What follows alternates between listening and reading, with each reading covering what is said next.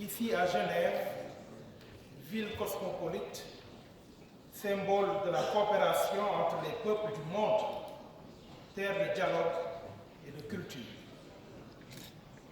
Je remercie au nom du président de la République du Sénégal, son Excellence Monsieur Macky Sall, du gouvernement et de tout le peuple sénégalais, le comité des transports intérieurs, de nous avoir conviés à cette importante session. La délégation que j'ai l'honneur de conduire vient partager l'expérience sénégalaise, apprendre des expériences des autres parties prenantes et nouer des relations de coopération autour de la question de la sécurité routière.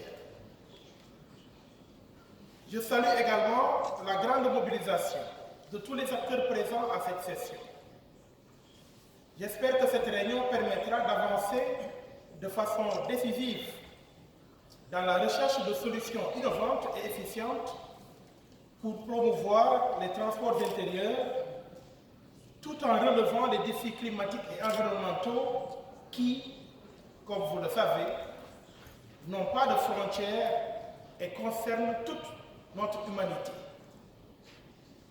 Il est aussi évident que parmi les sujets relevant des transports, la sécurité routière est logée aux premières places en raison de ses incidences humaines et sociales ainsi que de ses conséquences sur les systèmes de santé publique et sur les économies nationales.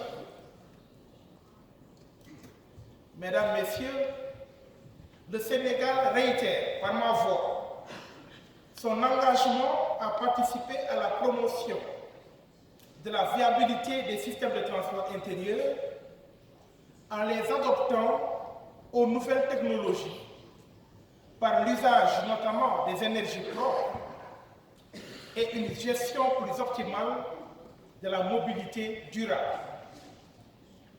Ce sont là des enjeux importants pour le Sénégal en particulier et pour l'Afrique en général. En effet, le Sénégal a l'ambition de réduire ses émissions de gaz à effet de serre de 28% à l'horizon 2030. Dans ce cadre, notre pays entend renforcer ses actions en tenant compte de l'objectif de développement durable ODD 11, appelé Ville et communautés ouvertes à tous, sûres et durables, mais aussi en tenant compte de l'ODD 9, dénommé des infrastructures résilientes qui consolident un développement économique durable, encouragent l'innovation et profitent à tous. Nous respectons aussi l'ODD 3 relatif à la santé, la sécurité routière, la qualité de l'air et enfin l'ODD 13 qui porte sur l'atténuation des émissions de gaz à effet de serre. Ainsi, pour atténuer les externalités négatives liées au trafic routier, le Sénégal cherche à accroître considérablement l'investissement sur les transports collectifs capacitaires, avec une vision de long terme en cohérence avec l'aménagement du territoire. Par exemple, il faut rappeler que 80% des déplacements motorisés à Dakar qui est la capitale politique et économique du Sénégal, ville qui contient 25% de la population sénégalaise et plus de 60% des activités économiques.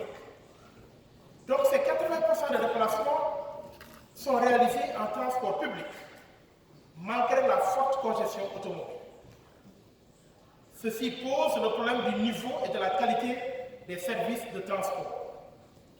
C'est pourquoi le gouvernement du Sénégal a pris l'option de développer les projets structurants de train express régional TER et de bus rapide transit BRT qui permettront ces deux projets un gain considérable de carbone de plus d'1 million de tonnes de CO2 à l'horizon 2035.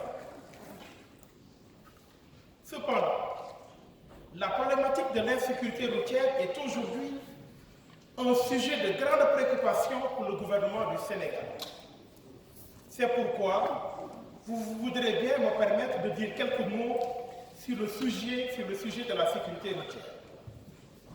En effet, au Sénégal, on a enregistré au cours des trois dernières années une moyenne annuelle de plus de 4000 accidents de la circulation, dont 745 décès en 2019, soit près de 2 décès par jour, pour une population estimée à environ 15 millions d'habitants.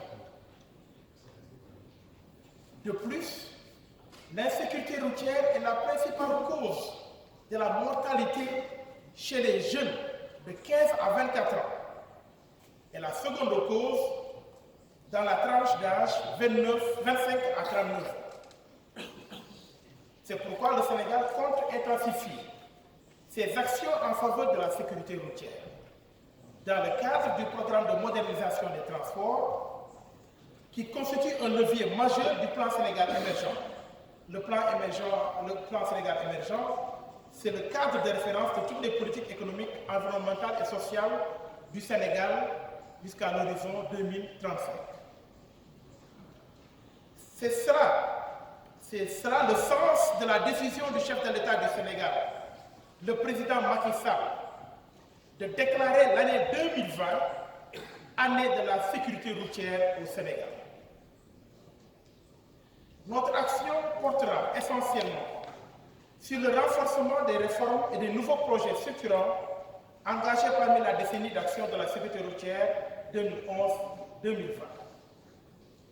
Il s'agit de la généralisation et du renouvellement du parc automobile dans tous les segments, de la numérisation et de la sécurisation des types de transport, de l'extension du contrôle technique moderne à Dakar et dans toutes les régions du Sénégal, de la modernisation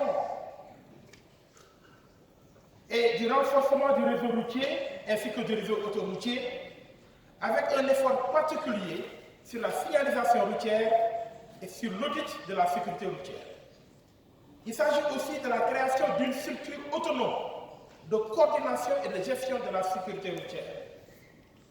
Et enfin, il s'agit de la révision qui actuellement est en cours du code de la route, une révision qui contiendra des innovations majeures et qui va promouvoir des valeurs fortes auxquelles adhèrent toutes les parties prenantes. Il s'agit principalement de la responsabilisation accrue des conducteurs au plan pénal et civil, de l'introduction du permis à points au Sénégal et de l'installation de bonus pour les véhicules utilisant des sources d'énergie non polluantes. De surcroît, conscient de l'importance de la protection des personnes vulnérables, comme les enfants, et de la maîtrise de l'information, le Sénégal prendra des mesures vigoureuses, dont la plus prégnante consiste dans la promotion de l'éducation à la sécurité routière à l'école, du niveau de la maternelle jusqu'au collège, ce qui a déjà permis de former plus de 100 000 enfants. Mesdames, Messieurs, les dirigeants et membres du comité, je vous remercie d'avoir permis au Sénégal de participer au débat sur ce thème aussi important de la durabilité des transports intérieurs. Mesdames, Messieurs les participants, je vous remercie de votre très aimable attention.